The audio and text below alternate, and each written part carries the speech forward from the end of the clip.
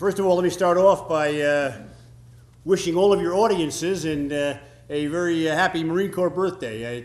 We're having a celebration over here right now. We're serving a special meal in the mess hall, and there were ceremonies at most of the camps over the course of the day. And I think the Marines here at the Point of the Spear truly appreciated the support they're getting from back home, both from the Marines that are back there, from the retired Marines, and of course from all the families and communities that support them so well. And it was just a very moving day for a lot of people. As you know, we've had some tough fighting here over the last couple of weeks. We've had some casualties, but I think that overall everyone's morale is very, very good. And I think everyone is beginning to see some of the progress that we've achieved over the past 6 months start to come to fruition. So I think that overall, I can tell you that morale is high. The Marines are well focused and well dedicated to the mission at hand.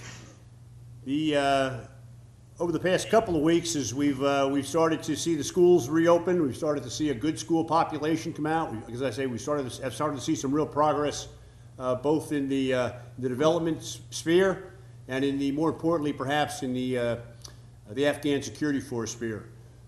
Once again, our Afghan Corps here located within the province has conducted some independent operations against the insurgents and have done very, very well. Simply enabled by some of the other coalition forces, they've gone out into some areas that have not been touched before and had a real impact when they ran into the insurgents. And have done well and have given us some great hope for the future. And they're showing a real growing confidence and capability in their in what they can do.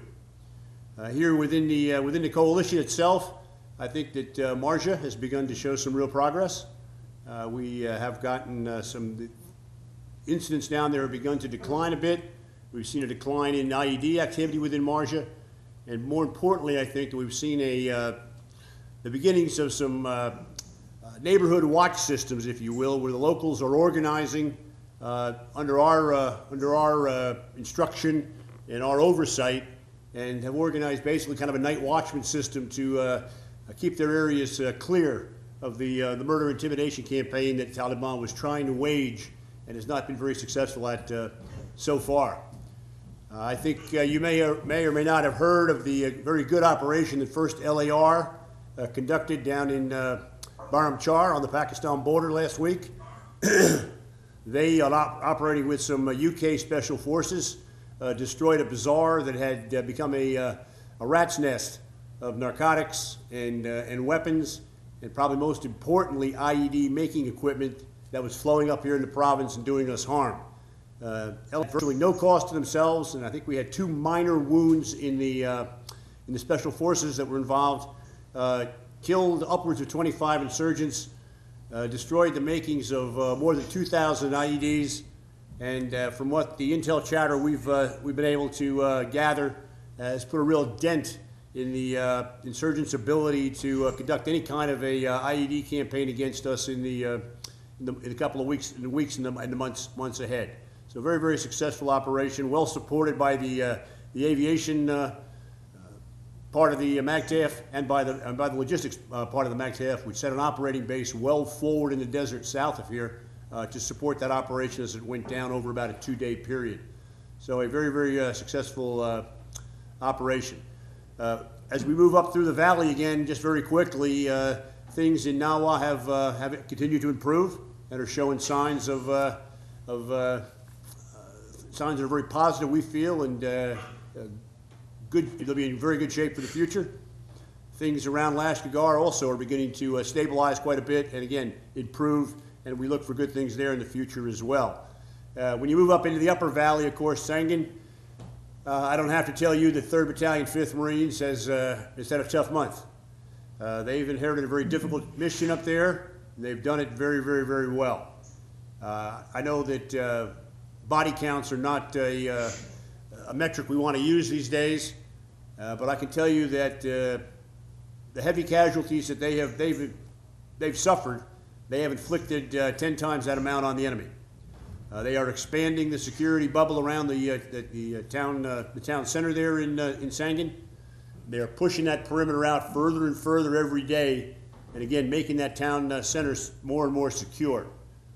We are going to change our emphasis in the weeks ahead to increase the Afghan security forces up there. We're going to put our emphasis on the police force, get some more recruits up there, raise their manning levels, raise their equipment and training levels, and again, we anticipate their capabilities rising significantly in the weeks ahead. We have not moved up that road towards the dam yet, and that's a tactical evolution. It'll take place probably sometime in the future. I don't want to go into exact dates that'll happen, but again, it's part of the campaign as we look down the road, I think, in the months to come. Again, as I said, we've had some very, very good results in our campaign to revitalize the education system here. We have literally hundreds of students going to school every day in Marja. We have thousands going in other places. I was very pleased to see that near Garmshire, we had a temporary school set up and in some tents. And one night, the Taliban several weeks ago came in, burned the tents to the ground. The following morning, parents and local village elders came to us, asked for more tentage, erected that tents on their own, and the school was started by noontime that same day.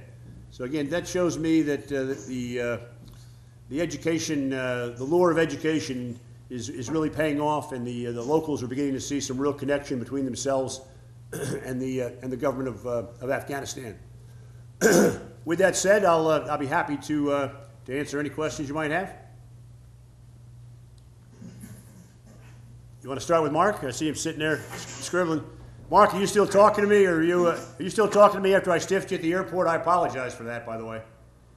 Yes, sir, no problem. We lost each other. We met with the commandant, you may have seen over the weekend. He talked about the St. John area kind of being the last push, or how he considered that the last push for getting real security in Helmand. Is that the way you see things, and how much longer do you see that operation continuing in that district?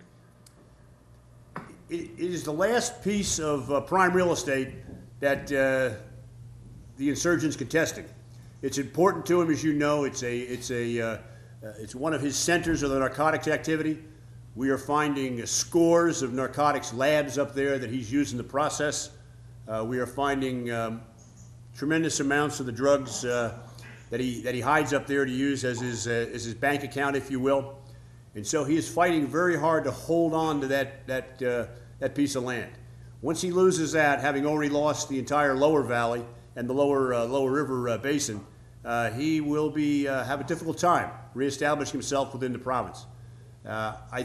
It's difficult to say how long this campaign is going to take.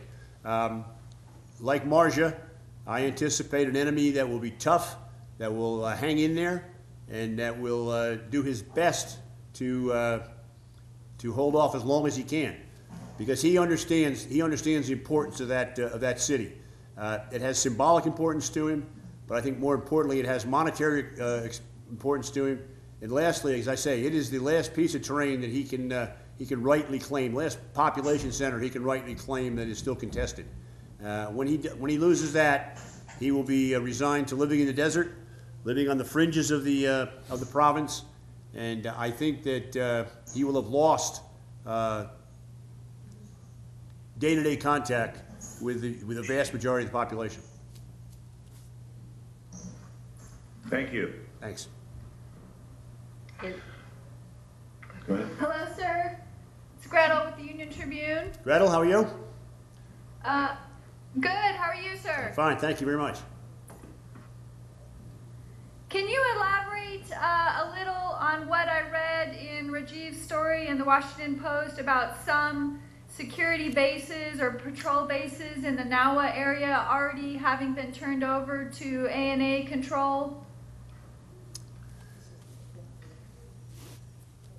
Yeah, let me elaborate on that just a bit. What he was really talking about was some of the smaller checkpoints and some of the security positions that are in that area. We are thinning out in certain parts of that district, and the ANSF has shown great capability, and they are beginning to take on more and more responsibilities for some of the areas.